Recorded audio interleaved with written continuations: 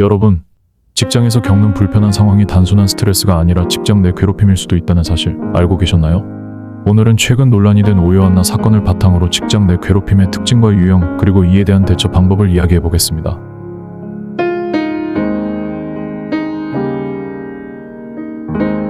최근 오요한나 씨 사건이 직장 내 괴롭힘의 대표적인 사례로 주목받고 있습니다. 사건을 간략히 정리하자면 오요한나 씨는 지속적으로 직장 상사와 동료들에게 심리적 괴롭힘을 당했고 이로 인해 극심한 스트레스와 정신적 고통을 겪었습니다. 이 사건이 단순한 직장 내 갈등이 아니라 조직적인 괴롭힘이라는 점에서 많은 사람들이 공감하고 분노했습니다. 그렇다면 직장 내 괴롭힘이란 무엇일까요? 직장 내 괴롭힘은 업무와 관련하여 적정 범위를 넘어선 신체적, 정신적 괴롭힘을 의미하며 피해자가 지속적인 스트레스를 받고 정신적, 신체적 고통을 경험하는 행위를 포함합니다. 28일 KBS에 따르면 오요한나 유족 측은 지난해 12월 오 씨의 생전 전화통화 내용과 카카오톡 메시지 등을 모아 직장 내 괴롭힘을 한 것으로 지목된 직장 동료를 상대로 민사소송을 제기했습니다.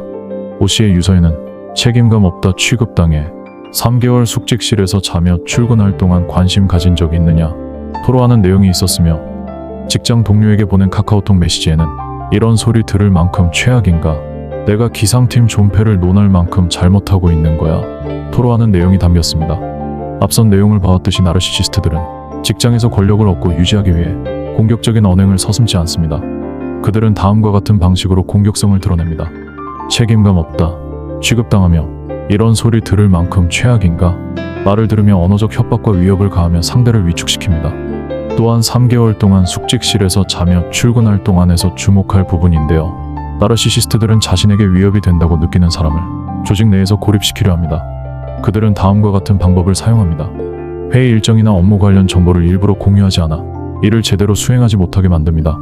이건 중요한 정보를 차단하는 거죠. 업무가 관련된 의사결정권을 서서히 빼앗아 무능력한 사람처럼 보이게 하려는 의도도 있습니다. 이렇게 하여 상사나 동료들에게 피해자를 무능력하거나 문제 있는 사람으로 인식시키는 말을 흘립니다. 나르시시스트들은 단독으로 움직이지 않습니다. 그들은 직장 내에서 자신에게 유리한 환경을 만들기 위해 다른 동료들을 조종하여 특정 인물을 왕따로 만듭니다. 아울러 오 씨와 가해자로 지목된 인물이 나눈 통화 녹취가 공개되기도 했는데요. 녹취록에 따르면 기상캐스터 선배로 추정되는 한 인물은 안나야, 너 왜 이렇게 잘났어? 너 뭐야? 나 지금 너랑 뭐 하자고 이러고 있는 건데 태도가 뭐가 문제냐고 물어보면 너의 태도부터가 지금 아니잖아. 너 왜 그래? 뭔데 그렇게 야? 너가 여기서 제일 잘났나? 말했습니다.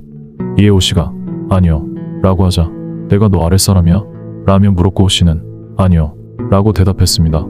또 다른 카카오톡 단체방에서도 선배로 추정되는 인물은 오 씨에게 야 이쯤 되면 너 일부러 그러는 거 아니냐? 누구한테는 주초에 얘기했다며? 선배들 일하는 시간이고 나 심지어 메이크업도 안 받고 와서 준비하는 시간인데 생각을 못했어.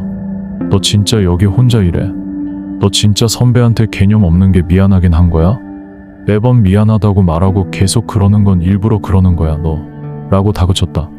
이에 오요한나는 죄송합니다 선배님 이라고 재차 사과하는 모습도 보였습니다. 오요한나 씨 사건을 봤을 때 그들은 처음부터 치밀하게 계획을 하고 가스라이팅을 했을 확률이 매우 높습니다. 그들은 먼저 타겟을 잡고 생각하면서 움직입니다. 먼저 일부 동료들에게 호감을 보이며 우리는 한 팀이야 라고 말하지만 특정인을 배제하는 분위기를 조성하여 편을 가릅니다. 직장에서 특정인을 고립시키기 위해 나르시시스트와 동조하는 사람들이 나타나 피해자에게 가스라이팅을 시도하기도 합니다. 피해자를 이상한 사람으로 몰아가거나 근거 없는 소문을 퍼뜨려 신뢰도를 떨어뜨립니다. 악의적인 루머를 유포하는 겁니다. 점심 식사나 회식 자리에서 일부러 제외하고 인사도 받지 않으며 존재 자체를 무시합니다. 직장 내 나르시시스트들은 단순히 까다로운 상사나 동료가 아닙니다. 그들은 지속적으로 타인을 조종하고 배제하며 심리적으로 위축시키려 합니다. 그렇다면 우리는 어떻게 해야 할까요?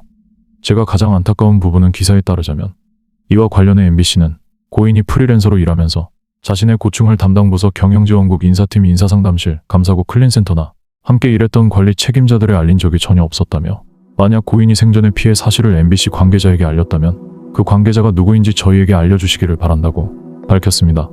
이어 고인이 당시 회사에 공식적으로 고충을 신고했거나 신고가 아니더라도 책임 있는 관리자들에게 피해 사실을 조금이라도 알렸다면 회사는 당연히 응당한 조사를 했을 것이라고 덧붙였습니다. 오 씨는 어느 누구에게도 이러한 사실을 알리지 않고 휴대전화에서 17장 분량 총 2750자의 유서를 발견했으며 유서엔 특정 기상캐스터 2명에게 받은 직장 내 괴롭힘 피해 호소 내용이 담겨 있었다고 매일신문이 보도했습니다. 이러한 사실의 내용으로 봤을 때 오요한나 씨는 에코이스트일 확률이 높다는 것입니다.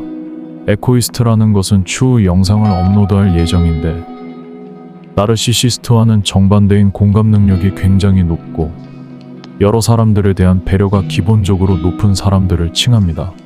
에코이스트는 타인의 감정을 우선시하고 자신의 감정을 표현하는 데 익숙하지 않습니다. 그래서 자신이 부당한 대우를 받더라도 내가 예민한 걸까? 이 정도는 참아야 하나? 라는 생각을 하며 문제를 외부에 알리는 것 자체를 망설이게 됩니다.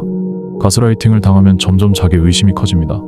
에코이스트는 원래부터 자신의 생각을 확신하기 어려운 경향이 있는데 나르시시스트가 너가 오해한 거야. 너무 예민하게 받아들이는 거야 라고 말하면 더욱 자신의 판단을 믿지 못하고 침묵하게 됩니다. 그리고 가장 두드러지는 특징은 갈등을 극도로 피하는 성향이 있습니다. 신고나 문제 제기를 하면 직장 내에서 더 큰 갈등이 생길까봐 두려워하고 오히려 자신이 나쁜 사람처럼 보일까봐 걱정합니다. 내가 괜히 일을 크게 만드는 걸까? 라는 생각에 주저하게 됩니다. 에코이스트는 자신이 사랑받고 인정받기 위해 타인의 기대에 맞추려는 경향이 있습니다. 그래서 상사가 가스라이팅을 하더라도 이 사람에게 잘 보이려면 내가 참고 더 노력해야 하나? 라고 생각하게 되어 신고를 미루거나 포기합니다. 직장 내 가스라이팅은 은밀하게 이루어지기 때문에 피해자는 자신이 당하는 일이 단순한 스트레스인지 실제로 부당한 조작인지 판단하기 어려울 수 있습니다. 특히 에코이스트는 상대방의 감정을 먼저 이해하려다 보니 가스라이팅을 가하는 사람의 입장을 받아들이게 되고 문제를 객관적으로 보기 어려워집니다. 나르시시스트는 피해자를 고립시키는 전략을 씁니다. 동료들에게 피해자의 이미지를 깎아내려 신고해도 믿어주지 않게 만들고 피해자가 누구에게도 도움을 요청할 수 없게 만듭니다. 에코이스트는 본래 남에게 짐을 지우는 걸 부담스러워하는데 이런 환경에서는 더욱 말하기 어려워집니다. 직장 내 나르시시스트들은 단순히 까다로운 상사나 동료가 아닙니다. 그들은 지속적으로 타인을 조종하고 배제하며 심리적으로 위축시키려 합니다. 그렇다면 어떻게 해야 할까요? 가스라이팅은 지속적으로 상대의 현실 인식을 흐리게 만드는 심리적 조작이므로 객관적인 증거를 남기는 것이 매우 중요합니다. 나르시시스트의 말과 행동을 날짜, 시간과 함께 적기, 이메일, 메시지 등 공식적인 커뮤니케이션 보관, 회의록이나 업무 관련 문서를 캡처 또는 저장, 신뢰할 수 있는 동료와 대화 내용을 메모하는 게 중요합니다. 가스라이팅 가해자는 말을 바꿔서 피해자를 혼란스럽게 만듭니다. 객관적인 증거를 남기면 자신의 판단이 틀리지 않았음을 확인할 수 있습니다. 에코이스트는 남에게 부담을 주는 걸 꺼리는 경향이 있어 혼자 해결하려 하지만 가스라이팅을 당할 때는 주변의 도움을 받는 것이 필수적입니다. 직장 내 신뢰할 수 있는 동료에게 가스라이팅을 목격한 사람이 있다면 증언을 요청할 수 있습니다. 가족, 친구, 직장 밖에서 심리적 지지를 받을 수 있습니다. 그리고 반드시 해야 할 부분이 직장 상사, HR 인사과부서 공식적인 문제 해결을 도울 수 있습니다. 메모를 하고 기록을 하며 상사에게 알린다는 것이 고자질이나 유치한 행동이 아니란 걸 인지하셔야 합니다. 본인을 지키기 위함입니다. 나르시시스트들에게 배려 따위는 보여줄 필요가 없습니다. 그들은 상대를 조종하고 심리적으로 장악하려 합니다. 감정적으로 휘둘리지 않기 위해 거리 두기가 필요합니다. 상대의 말에 즉각 반응하지 않고 한 박자 쉬고 대응하셔야 합니다. 나르시시스트의 평가, 비난, 조롱 등에 동의하지 마십시오. 논쟁을 피하고 사실만 전달하는 방식으로 말하면 됩니다. 왜 그렇게 말하세요? 전 그렇게 생각 안 해요. 이건 감정적 대응입니다. 이 부분은 문서에 기록된 대로 진행한 것입니다.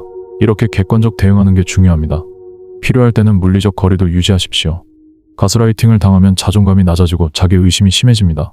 에코이스트는 본래 타인의 시선을 신경 쓰는 경향이 있어 더더욱 쉽게 흔들리지만 자기 확신을 키우는 연습을 하면 강해질 수 있습니다. 가스라이팅이 지속되고 회사가 이를 방관한다면 자신을 지키기 위해 퇴사를 고려해야 할 수도 있습니다. 조직 전체가 나르시시스트에게 동조하고 있을 경우 아무리 대응해도 상황이 나아지지 않고 건강에 악영향을 줍니다. HR이나 상사가 문제 해결 의지가 없는 경우 새로운 직장을 찾기 전까지는 감정을 배제하고 현실적인 대비책을 마련하는 것이 좋습니다. 몸과 마음을 상해가면서까지 직장을 다닐 이유는 없습니다. 에코이스트는 타인을 배려하고 공감하는 능력이 뛰어나지만 그만큼 자신을 지키는 법도 배워야 합니다. 가스라이팅은 상대의 문제이지 피해자의 잘못이 아닙니다. 자신을 존중하는 태도를 갖추고 필요한 대응을 하면 충분히 벗어날 수 있습니다. 에코이스트도 단호하게 대처할 수 있습니다. 당신은 가스라이팅을 당할 사람이 아니라 존중받아야 할 사람입니다.